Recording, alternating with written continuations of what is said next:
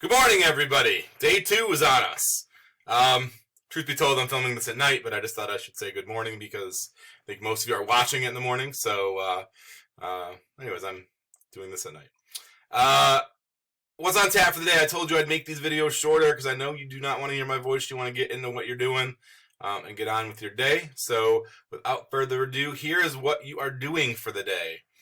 Yesterday, you went through that 2017 DBQ and you picked out 4 sources that you liked for the prompt.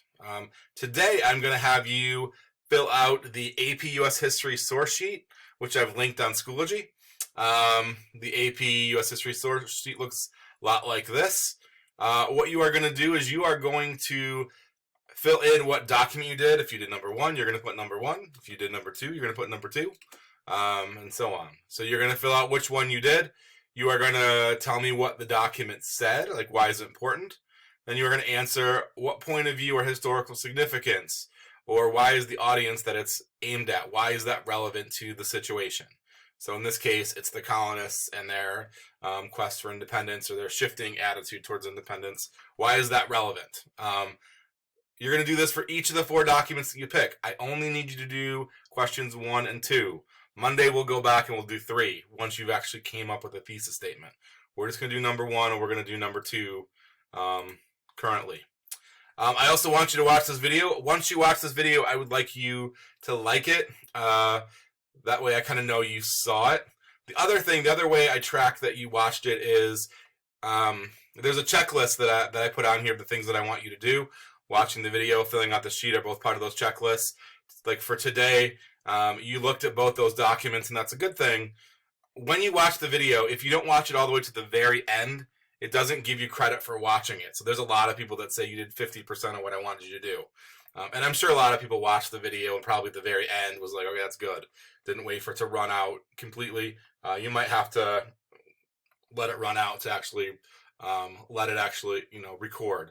I know like Kayla, I don't think Jillian, Liam, Noel, I think Brooke, Jacob Dawes, I think just to name a few I remember that it said you only did half the stuff, and I'm sure you just didn't watch the last 3 seconds.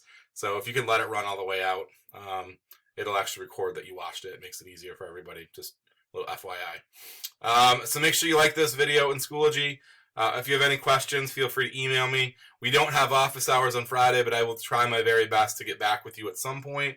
Whether it's Friday or Saturday or something like that. So if you have any questions, comments, let me know. If not, good luck with the sources. Like I say, we're kind of moving forward. This is actually pretty good chunk of what we're doing on the DBQ. So again, I think it's pretty manageable. So to reiterate, watch the video, fill out questions 1 and 2 on that history source sheet. And like the video once you finish watching it. Let the video run all the way out. You don't have to turn in the sheet just quite yet because I do want you to finish number 3 before I'm going to take a peek at what you put on there. So until further ado, I will see you guys later. Enjoy.